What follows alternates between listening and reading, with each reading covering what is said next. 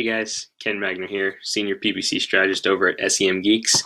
I'm here to talk with you today about how you can incorporate some of your Google ad search marketing in with some of your other strategies that are non-Google based, such as Facebook advertising and LinkedIn advertising.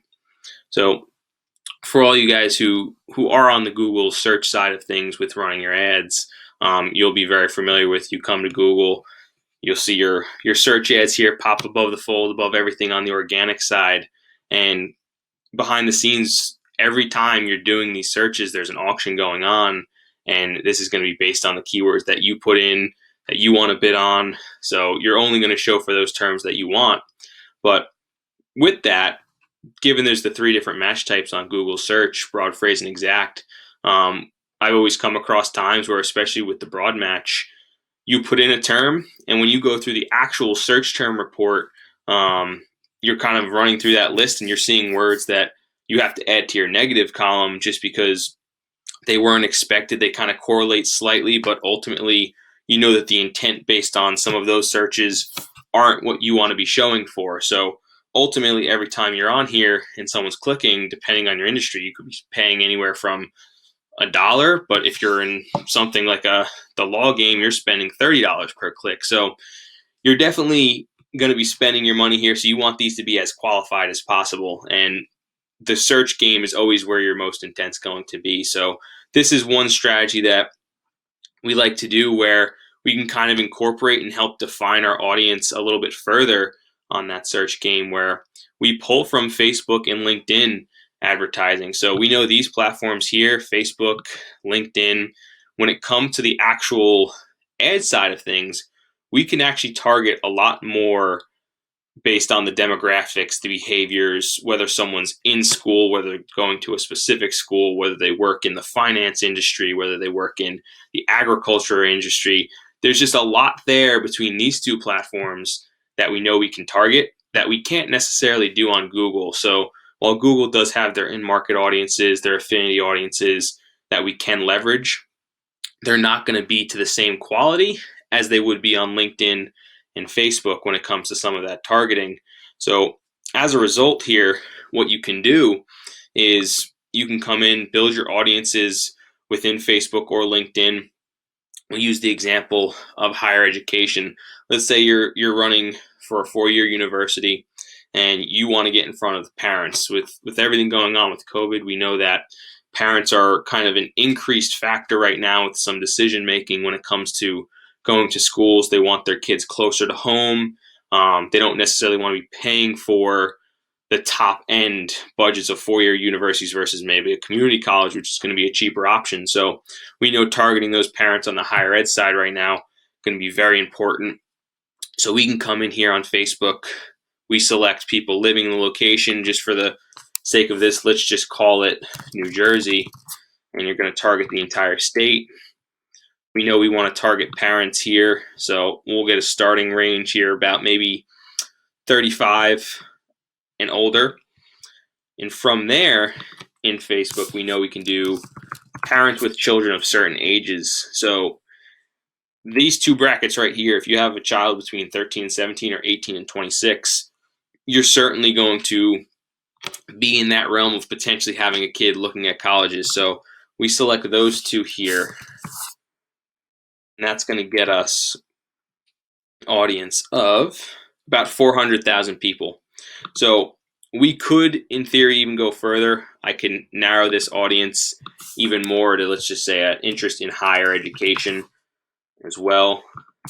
And that's going to lower my number here to about 150,000 people. So ultimately with this strategy, I don't like to go too narrow on my audiences. You want to always select your absolute required barometers. In this case, it would be having a child of those ages. So for right now, we would leave this off. We would save this audience, and we would then run kind of a more generalized branded campaign on Facebook where our audience is a little bit bigger than what might be if we were trying to actually capture information right out of the gate here or have someone apply. So I've got our website up over here. So let's just say we were driving our traffic here. I would then want to build the UTM using a tool such as Google Analytics UTM Tracking URL Builder. And what this does is it allows us to give us a source, a medium, and a campaign name for this particular campaign. And this is going to become important because this is the information that we're going to need to bring into Google Analytics to allow us to then pair it on top of our Google search campaign. So if I copy this to the clipboard, if I paste that in here, this Facebook campaign would be hitting. So anything past this question mark is essentially unessential to the URL, but it's very essential in our game, especially when it comes to building audiences. So we run this campaign, we build up our traffic.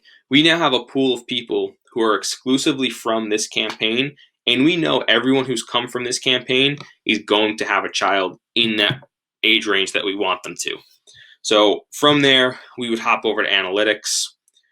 In the audience section here, I would click on all users, but after that, we then want to define our audience a little bit further.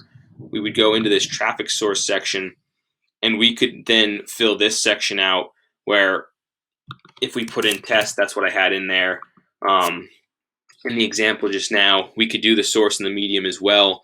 If we were doing this from both Facebook and LinkedIn, for an example, I wouldn't necessarily put both of these. I would just go based on the campaign name, and I would make sure there's at least one keyword in there that's going to correlate the two of them, but not tied to any other campaigns I'm running. And from there, we can save this audience. This would tell us approximately how many people over the last 7 days, and it tells you where it's eligible. So the top two that are important here are going to be Google Ads Display and the Google Ads RLSA. So for us to apply these audiences on Google Ads, we do need the audience to be at about 1,000 people. So you're going to have to run your campaign on Facebook and or LinkedIn for a little bit to kind of build that audience up. But the ultimate goal here is then we would apply this one, this RLSA one. This is for search campaigns, and that's basically going to allow us to only show to people who came through the Facebook ad on the search network. So that allows us to be a little bit more broad on our keywords that we're going to bid on, and it's going to kind of open the door up for more generalized searches. I don't have to be as long tail with my keywords.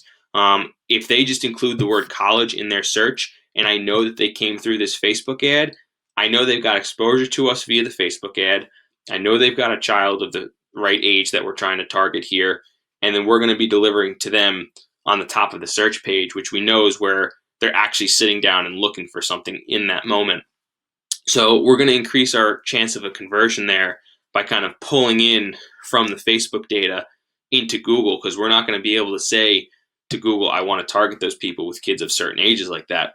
So by marrying the two together, you get to expand your search campaigns while also being more broad with your keyword list. And this could be done, like I said, any platform that's not on Google. This is just one example on the Facebook side. We could do it again on the LinkedIn side here. Let's just say you're a B2B company. You sell a software and you do it for different industries, for example. If your one software product is specifically for people in the insurance industry, for example, we come in here, we click on company industry, I type in insurance, I target people in the insurance industry.